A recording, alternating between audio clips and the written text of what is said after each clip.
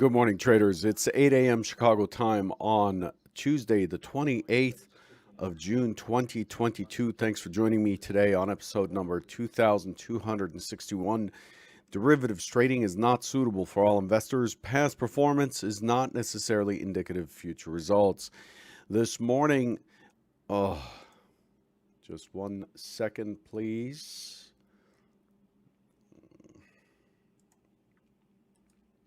I don't like when it does that. Let's see. There we go. This morning, the Convergent Trading Pre-Market Summary Sheet shows risk sentiment as mild risk on. That's the posture from the overnight. This is the news here is that it's driven by China changing its quarantine rules. China cuts quarantine time. Shanghai Disney's to open on June 30th, and this saw a boost in crude oil prices and commodities across the board. You see a pop in copper and other commodities. The other news is Sintra is taking place right now. The meeting of the central banks, the financial sector in Sintra. And it is indicated that the ECB will be hiking rates by 25 basis points in July. There's not much else in terms of news flow. This morning, Germany got its GfK consumer confidence, came in at negative 27.4, expected at negative 27.9. The prior is negative 26.2. Consumer confidence out of France at 82 in line.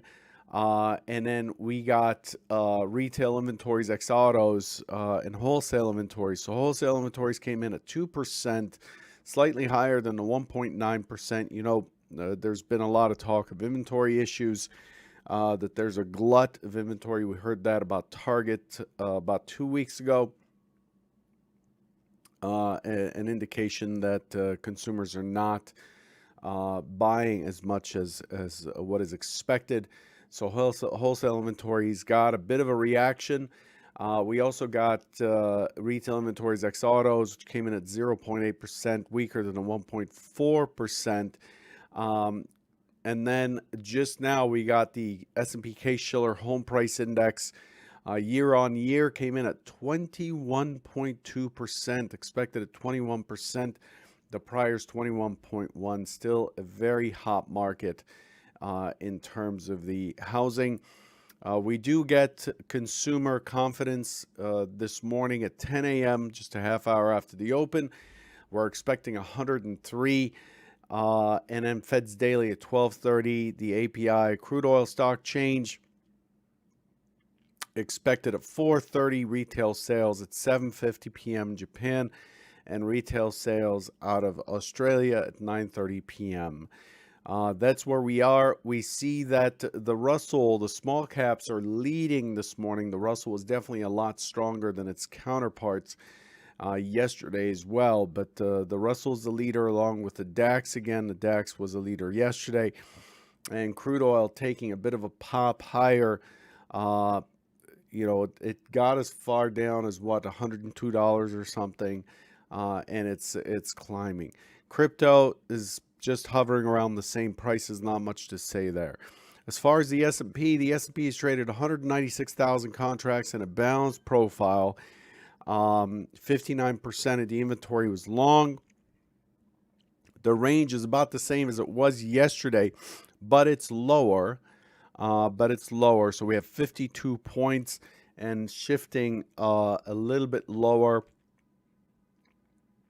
The point of control is about the same as it was the prior session in the overnight session. We basically experienced balance yesterday, and we're coming into the session here also being balanced. Okay, so here's what we talked about yesterday. Yesterday we were looking at 39.26-ish as the point of control. Again, the current point of control 39.20 or so, 23. So about the same spot. We were opening in a gap higher to the prior session yesterday. And as I talked about, the expectation is potentially to push into this, to push up here into this cluster right there, and then likely to fall over. Expected about 31, 32 is shown here. And I expected it to be responsive down. I expected it to push down, and ultimately was looking for 38.95.50, 38.95.50. Remember that 38.90 is the naked point of control below, or the point of control Friday below. That's a key test area. But the expectation is it's very, very likely to take out the overnight low at 38.95.50. Took a couple of stabs at that yesterday. Let's take a look. Here's what we got yesterday. So this is where we stopped. This was where we left off, and it pushed up right into that 31.75. Remember, 31.32 is expected to be the test area above, and a test of 38.95 below, which got done right here. And you could see that the rest of the session really struggled. We ended up barely breaking the IB stat here, and we finished with a double bottom at the low, giving us a weak bottom. So the expectation is at some point in the overnight session, this low is likely to go. That low yesterday was 38.92.50. Again, 38.95 was the expected break, and we got it back here. So that the main trade idea from yesterday was pretty much spot on. They don't all work that way. We don't actually try to be. We're not seeking perfection in trading. And then all in all, what we've done since then is we opened up and we broke the double bottom as expected.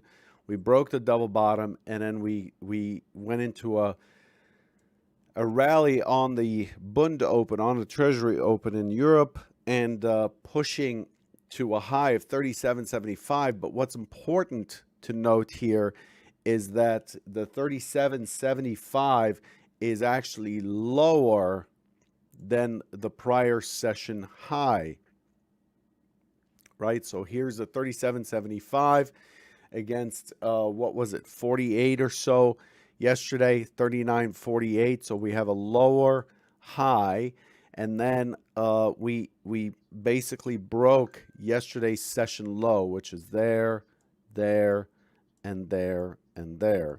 So this really is a bit of an indication that we're likely to be in balance here, or we are likely to see weakness. Now, if we open up and we see that we cannot take out the 37.75 again, and we start to push lower into the 38.85, this is very, very likely to start working itself down into the 38.50.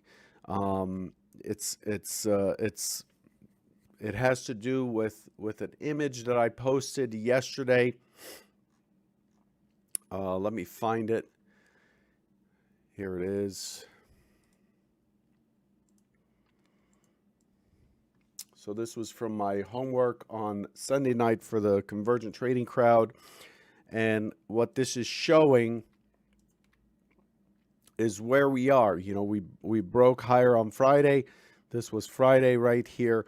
We broke right through the low volume node, and we've pushed into this high volume segment right here, high volume node segment. And we have an island day right back here. That's the last reference. And then what we've done is we've pushed in here, but really balance is down below. Balance is down in the 38.90 area. And the expectation is as we opened higher, the expectation is we would fall back into this balance range as this note says. And I expect us to just kind of muddle around in here and catching a break, just catching some balance, some rest. It is summer trading after all, and that's really what we're seeing here, right? So what we saw here in the TPO chart is we opened higher, we closed back in range, we were unable to test the point of control from yesterday, and I expect that that is likely to be tested down here. We have some single prints you see in the shaded area. So today I am expecting it to fall into 38.90, potentially push into the single prints below, down into this 38.60 area. So 38.60 right down here, and I expect it to take out the 90 this morning. That's the key idea. Why we have come back and tested this. We have not blown through. If there was some real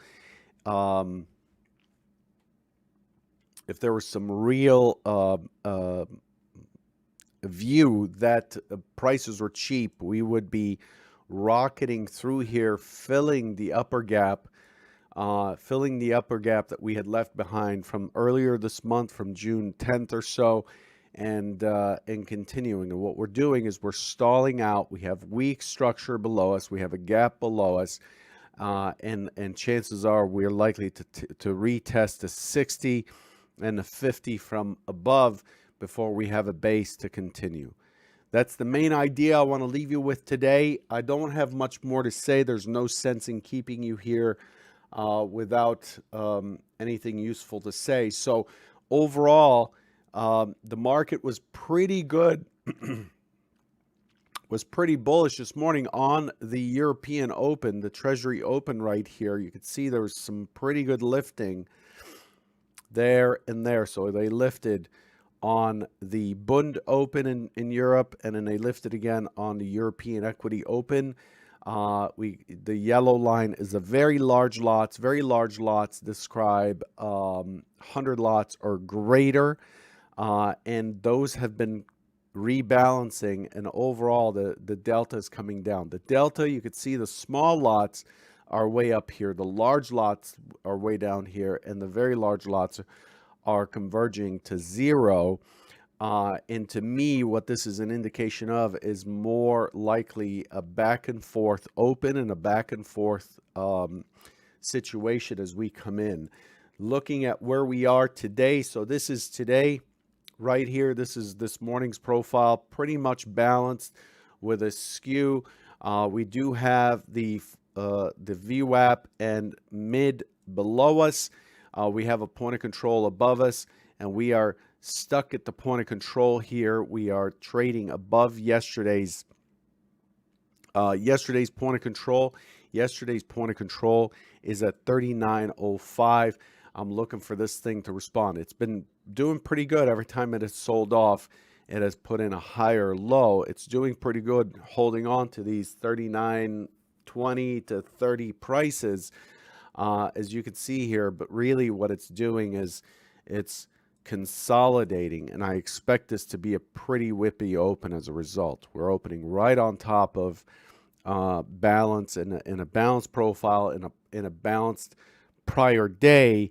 And so again, I'm going to say, and this is going to be the theme for the summer as it is every summer, it is most likely best for you if you just wait it out the first 10 minutes and let the market kind of figure out what it wants to do. Okay, let's see. Figure out what it wants to do before popping in. Yesterday, just briefly, I want to talk about this. Yesterday, you have to keep an eye, and I talked about this in the Convergent chat. You have to keep an eye when we do this kind of test, and we break through and we pull back and we kind of hold a level and we break through, and what you'll see is a certain reaction at a level, and that becomes the line in the sand. So to me, this is a key line in the sand. When we break in an impulse, pull back, and then consolidate, I'm paying attention. Okay, what happens to this when we come up here? Okay, what happens to this when we come up here? Oh, it's getting respected here. So this becomes like an immediate line in the sand. And if I see that the market is just crisscrossing that line in the sand like it's doing here, this is a very, very quick indication, a very, very quick indication that we're in balance, and for me to back off. So one of the trickiest things to recognize as a trader is, most traders will say one of the hardest things to learn as a trader is when not to trade. And so to me, it's just really important to, as early as possible, detect balance. And the way, okay, I guess you're, is to detect balance, and the balance comes in when a few things happen. We open and we push up, we push down, and then we push back through the open, and we do this sideways thing. This is why we track the opening swing. The first high and the first low on a short-term basis gives us the opening swing. And if we whip around that, then I start to think this is balance, okay? If we open, push through, and then have an impulse. So an impulse is a wide-ranging move. Then I'm going to trade in the direction of the impulse, and I'm looking for continuation. So I'm going to tell you, I have no tools to allow me to catch that first move, and I don't intend to catch that first move. It's a 50-50 chance. It's not good enough for me. But once I see an impulse, like right here, you see this bar? Does everybody see this big bar here from yesterday? Big impulse. I trade the pullback. Okay, how do you trade the pullback? I trade the pullback in the sense that I'm looking for how it responds to market-generated levels. Either price action, so I'm looking for, okay, it might pull back to this low here, or market-generated data, market-generated lines like the full session mid, full session VWAP, RTH mid, RTH VWAP. RTH mid is right here. It's the solid blue line. RTH VWAP is right here. It's the solid cyan line. Full session mid is the dashed blue line. Full session VWAP is the dashed cyan line. Okay, and we could see that it pulled back. It broke through the mid right here, broke through VWAP, and it's kind of early for mid or VWAP in the first, few minutes. But here it's a half hour later, okay, and it's coming all the way back, and I can see that it's respecting VWAP. So boom, now I'm watching VWAP. I know that mid is not a concern, and I know the RTH mid is not a concern, and RTH VWAP is not a concern.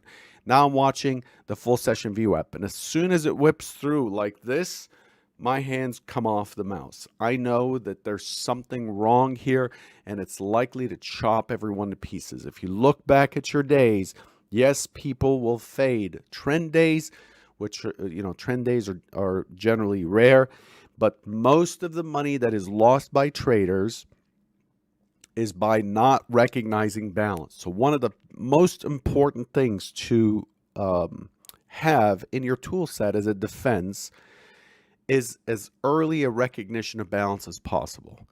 What would tell you that? I was discussing with someone who uses ATR, and that may be your way of looking at it. You see that the current range is well below the ATR. The ATR is falling. That's one. Other people see that the moving averages are crisscrossing each other, whatever it is. I don't use averages, like moving averages of any kind, but I do look at the market-generated information. I do look at price action. I look at the opening swing and how it's treated. I look at the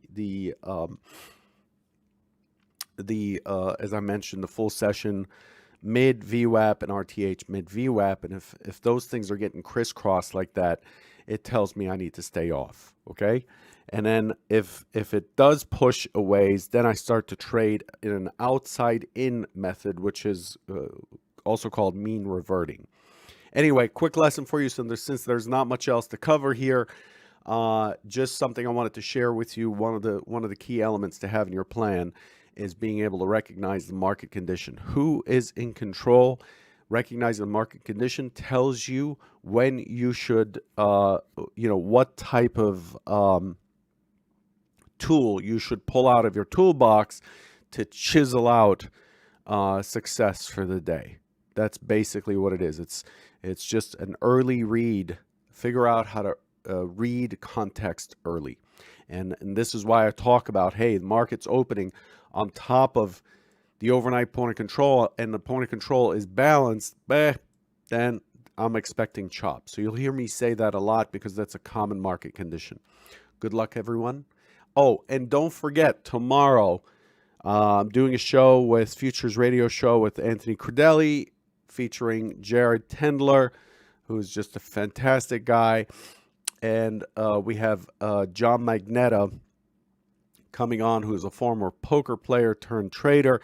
We'll be talking about his background, the things he's struggling with, and we get to see Jared do his magic. You can get more information and enter the giveaway for Air Jordan merchandise, as well as one Jared Tendler coaching course.